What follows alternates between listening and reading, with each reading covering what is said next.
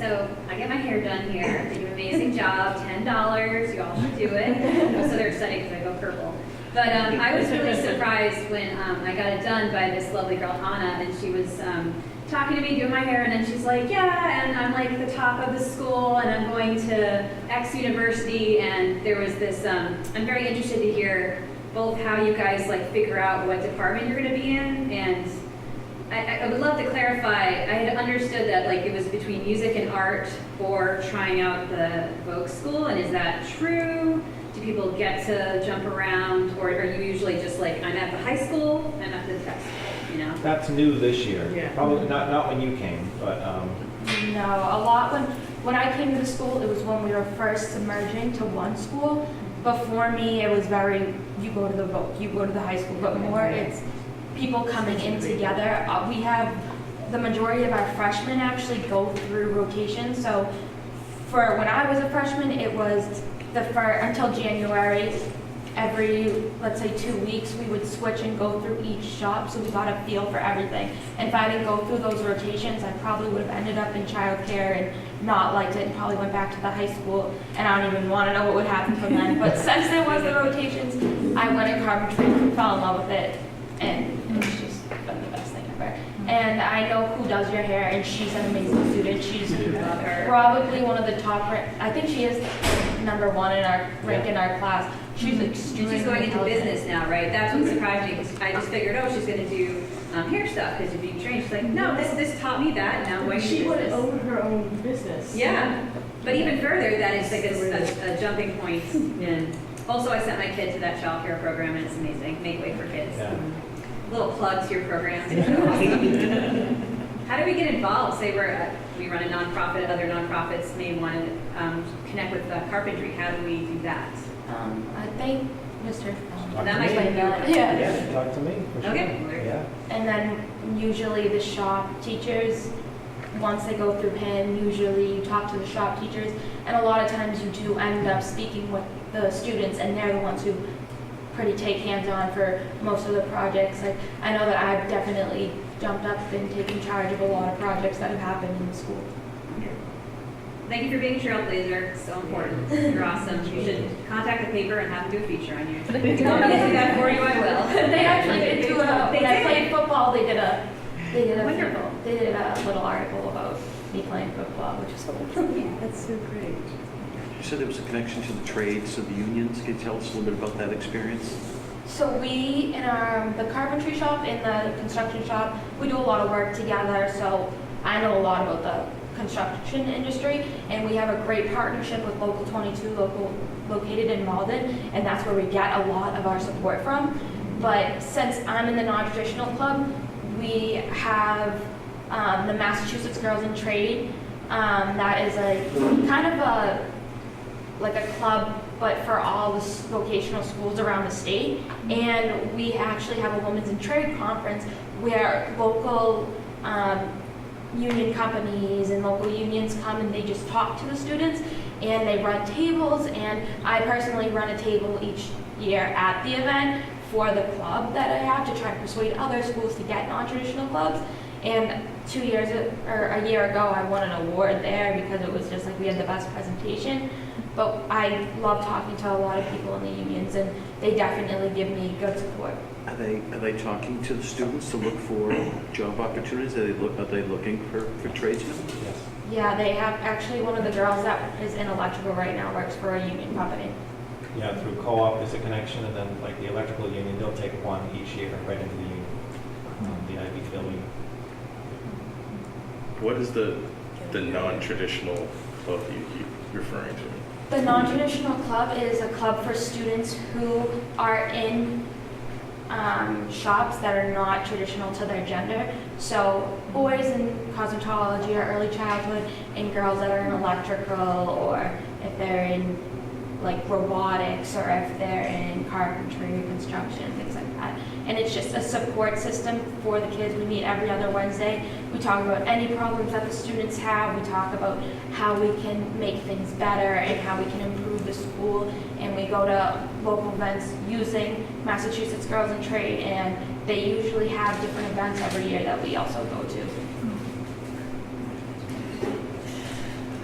has there been any programs or anything, probably this is directed more to Chad, that of having students like tests go down to incoming kids in the 8th grade in the middle schools and saying, here you go, not just having a boy, but male and female going down to. We're sure going to do that, for sure. I actually did that last year. I went to the 2 middle schools, the McGlynn and the Andrews. I went to the McGlynn, so it was kind of cool to be in front of the kids that were in the same seats that I was in 3 years ago. And so I stood up in front of all these 8th graders and I told them about my experiences and how I was kind of in a non-traditional class and how great the voc is to try to persuade them to come. And a lot of the students did remember me from that event, and a lot of kids have come up to me and, you know, talked to me, and they kind of remember my face from going to all those events and being at like all the 8th grade open houses and talking to them. So I definitely do have a lot of connections with the freshmen that come in because they see me and they kind of look up to me. And a lot of them, like the freshmen that were on the football team, they all, a lot of them did pick construction, and I like to talk to a lot of them, even when I'm on and off the field, about being in the trades. What other things can the community come up and do? They have hairdressing? Do they do automotive? No, what things can rely So on? public service is automotive, auto collision, cosmetology, the early childhood for pre-K, the restaurant. Did I say cosmetology? Yeah. Cosmetology. So for the automobile part, how do people take advantage of that? What do they do to fix a fender or get something repaired? Basically, you contact the main office. You'd contact me, you'd contact the main office. You'd kind of explain a general situation of what it is that you need, and then we hook you up with the instructor. And as long as it aligns with something that fits into the curriculum, it can be done. You know, 9 times out of 10, it'll work. Automotive, they're taking in cars every day, no matter what the job, because that's the type of work that they're preparing for. Carpentry, construction, we have to be careful because sometimes we get a lot of requests, and sometimes it just won't. No, we can't build you a garage. I'm sorry. It's we have to be careful. The teachers will always say yes. One thing I've learned in Medford is that they will always say yes. We have a very caring and supportive faculty. They'll say yes. Sometimes we have to help them say no because it's very easy to want to help, but sometimes it has to fit into what the students are doing. This restaurant, for example, which was, I'd say 90% student built, with the exception of a few of the HVAC things, it was student built, and the teachers did an incredible job. And this was a monster of a job, and I'll get into that after to give you when I give you an update on things here. But this was a monster of a job because